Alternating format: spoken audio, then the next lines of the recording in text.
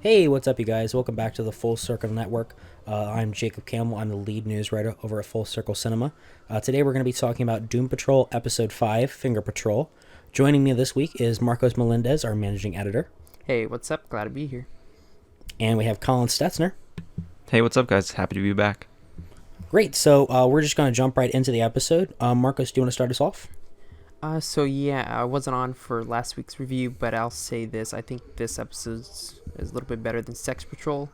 Even though I did like that episode, I feel like this one's kind of superior, and I think this episode will serve as like the major midpoint of the season. We get like the first major developments since I think the first few episodes. And yeah, overall, I really liked it. Some really great action, some good pairings in this episode. I'm sure we'll be talking about a little bit later on. But yeah, really liked it. How about you, Colin?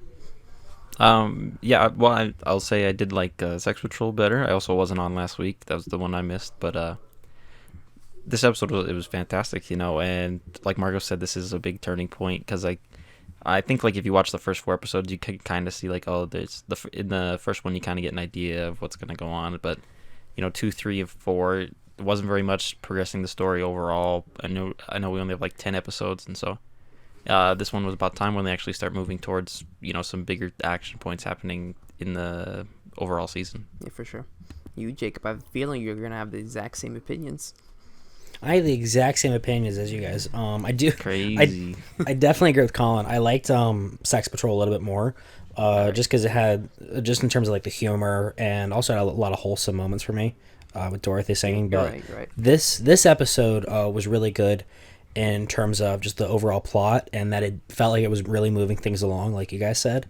I also agree the pairings this episode were great. We saw a lot of great moments with Robotman and Cyborg. And then Larry and Rita are always great together, so they had some awesome moments this week.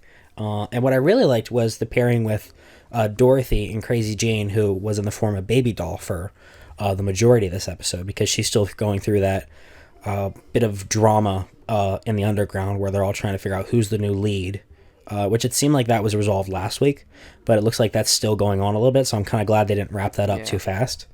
There was some, like you guys said, we're finally moving into the main conflict this season. Last episode, it kind of hinted at it with Candlemaker, and he's trying to corrupt Dorothy. And this episode, we finally saw that actually happen around the end of it. But I just want to walk through the episode a little bit. First, I want to talk about the pairing between Cyborg and Robotman, Steele and Stone, which was personally one of my favorite parts of this episode, because they work so well together. And their on-screen chemistry is great, and just the humor in the scene where they did like the cop, like Like a cop show parody or montage. whatever. Cop drama Yeah, TV the cop tires. There we go. That worked out really. That was really great. Marcus, what were your thoughts on that? Yeah, for sure. I'd say it's probably my favorite part of the episode, even though it was overall a fantastic episode. I think they have really great chemistry. It's also something that's only like they've only interacted pretty minimally so far this season, and I feel like the fact we kind of finally got some robot I guess action was great, and it was kind of a surprise of how well they worked together. And then we got that like 80s cop montage, and it was by far the funniest moments of the episode. And I do hope they team up a little bit more. I hope it's not just like a one-off bit they just wanted to do for one episode. And I do like the fact that I think you've seen it so far with of Rita, but we're also seeing with Robotman, where they kind of want to become heroes now. And then now they're kind of like just going Cyborg's direction and trying to become the Doom Patrol. So I think that's kind of a cool thing they're finally doing after a season. But yeah, overall, really dug it. Yeah, it's nice to definitely see like these ideas starting to form, like, because like the first season was kind of just like out of circumstance, like, oh, we live here and all this crazy shit's just going on, like we got to do it, I guess. But now you see Rita, she wants to be like Victor, and that was started episode 1, and now in this one we get the the confession from Cliff where he's like, maybe I have all this anger, maybe I should be a hero, maybe I should beat up the bad guys. And those guys worked well together, and I like how you said that, Marcos, the 2 robots, and I hope we see more of them together, and I hope we see more of the action pieces of them. And I pray for it, but I don't know if they could recreate it. But I mean, the coptage was amazing. That was probably one of the best things I've ever seen on Doom Patrol. I was I was laughing for minutes straight just watching that. I really do hope they capitalize on it, and like fans really love it, and they'll do like an entire maybe half episode for it, and maybe next season. Oh my god, that'd be great. That'd be great. That would be great. Something like that. Yeah, I'm sure it will be kind of the standout moment for this week, and I don't see people not loving it. And yeah, as you said, you know, Robotman's finally trying to become that hero, and I feel like we're finally seeing some of them take initiative. So that was great. And that was only like one part of the episode. Yeah, I definitely agree with what all you guys said, and especially what Marcos said. They're the two robots of the team, and it definitely always feels that Cyborg is he's almost Robotman 2.0 in a way. He has all the upgrades that Robotman wants. Basically Robotman, but like done right, which is kind of a theme here. Robotman, but good. Exactly, and we're seeing that Robotman is trying to move in that way, both in the sense that he wants to be the hero now, but even more so that he's asking Niles to try and help him upgrade himself and build him a new body so that he can be a hero in this way. So I'm really hoping we get to see that happen this season, where he finally gets a new body and he can be a little bit more expressive and able to do the things that he's always wanted to do since his accident. Can we talk about how big of a jerk Silas Stone is? Yeah, he was like, you know, I don't want to go to jail. Hey man, I would really just would like to feel like again, you know, like I missed the sensation of touch. You know, I would love to be able to hug somebody and just feel that warmth. I have a daughter. Oh yeah, no, Niles is such an asshole. I'm not even gonna do anything to help you with that. That was like so messed up. Sorry, I didn't want to feel or anything again. Yeah, I didn't see it going that way at all. I thought he was gonna do it and would cause some drama with Niles or something, but he was just like, no, I don't feel like it. I was like so messed up. It's very weird. That was I just felt so bad for him. I was like, you don't even have to help Niles. You could just do it. Like, come on, just this man's just a robot. He's just a brain in a robot. You can't do something for him. Like, for real. At least Chief can get him high. That's the only feeling he's had in this entire time. Just give him like a finger that he can use. Yeah, his reasoning, he just didn't want to like be implicated, on like the off chance someone finds out that he worked on this guy. But I feel like people would be pretty sympathetic. I don't know. Yeah, I think it was just lazy. Yeah. That's true. Yeah, he just didn't want to do it. He's like, fuck, I really don't want to deal with this guy. I got a really busy schedule, dude. It's like, insurance won't cover it. Who's going to pay it? Oh, you got Blue Cross. I can't work with that. I'm sorry. Any other one. But yeah, that was definitely the highlight of this episode for me. Do you think Robotman has Obamacare? I doubt it. I don't think that'll cover the expenses. All right. Oh, bummer care. Rip. All right. What else happened in the episode, Jacob? He's got glizzy care.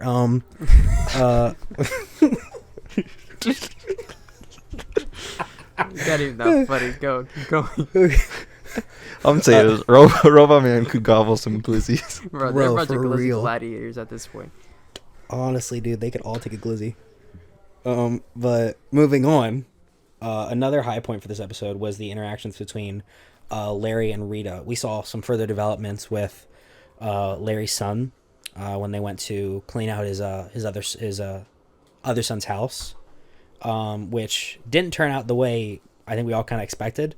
It seemed really wholesome, and he was finally connecting with his son, but you realize there was a little bit of tension still there, and it ultimately ended up with Larry's son calling the government on his father, and them trying to take them away, only for it to backfire completely, and his grandson seems like he was probably killed, or he's at least killed. really badly. I'm guessing like he has to be killed. Like killed. he was shot up. But that was, I didn't see it going that way at all. I thought it was going to be just a wholesome moment for everyone.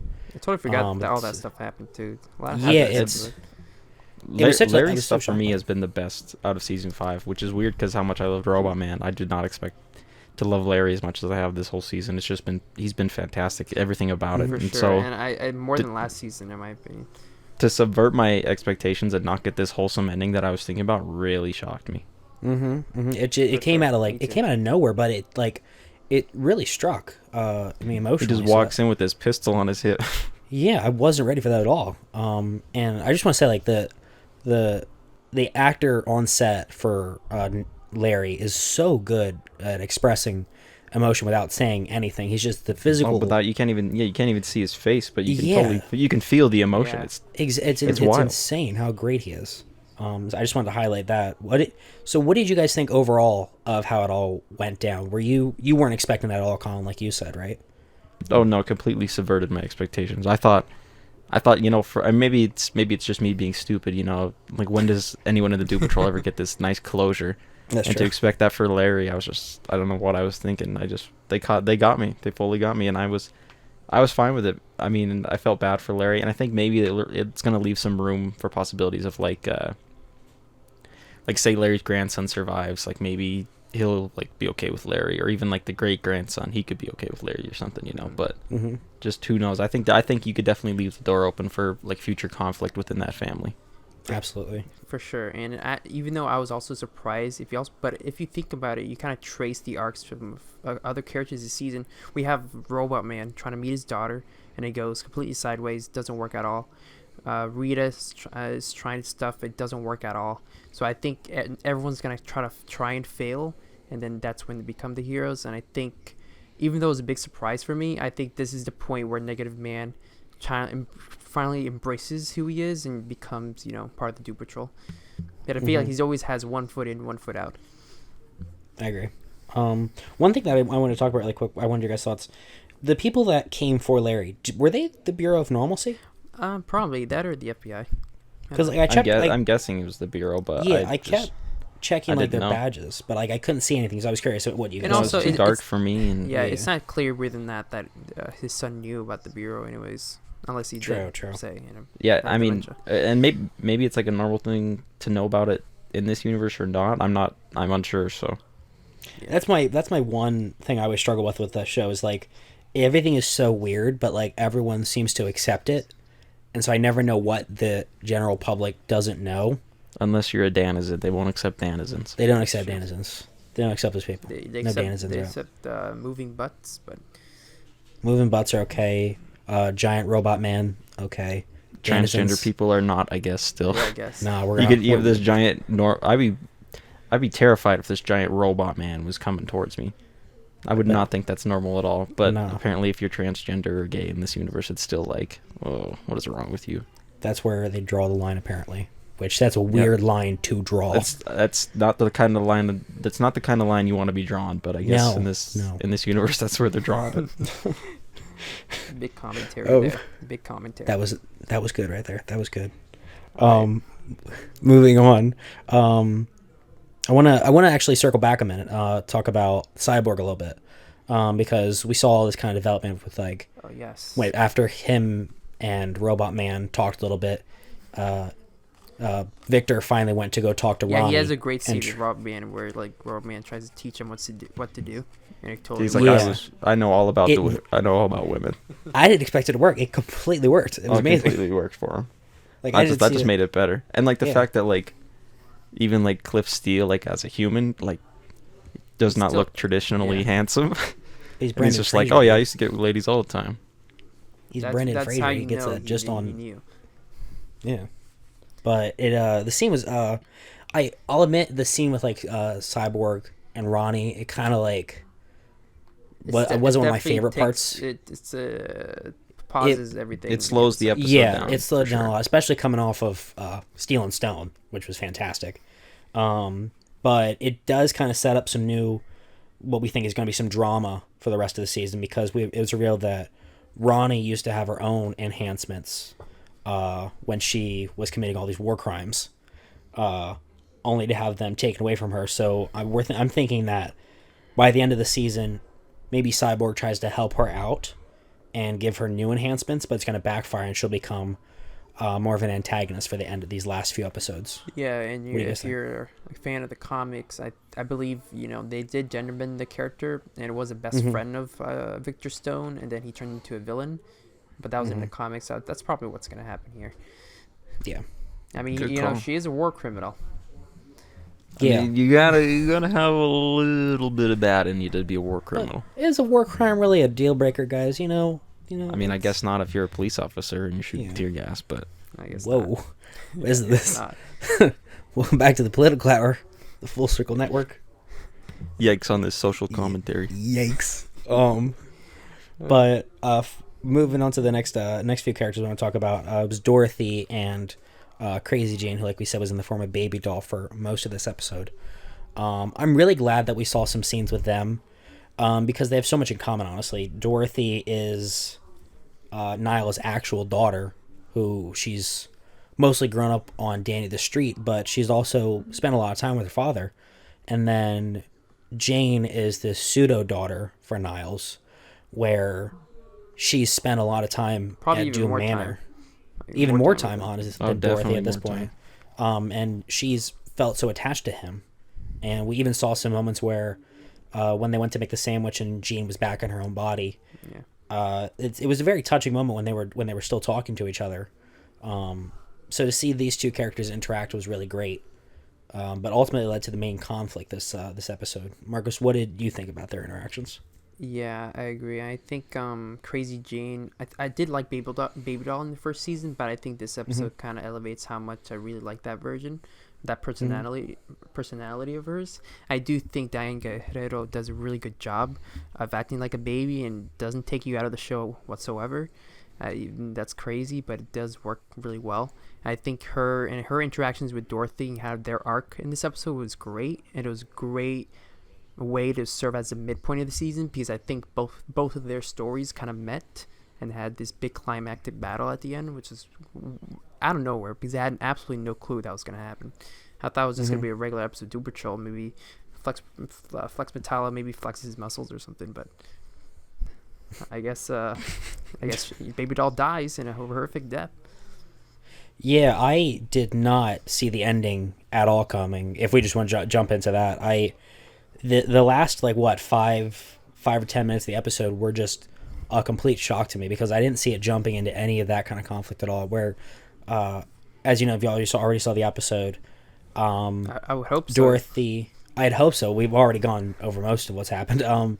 But Dorothy and Baby Doll get into this fight where Baby Doll kills Dorothy's main imaginary friend. I can't remember his name, but it was the bear deer monster thing. Yeah, it was from Mother, so that was Dorothy's very special. mom's pet. It was the mom's original friend, which that drove Dorothy over the edge, and she ultimately summoned Candlemaker another time, which I'm going to touch on that in a second.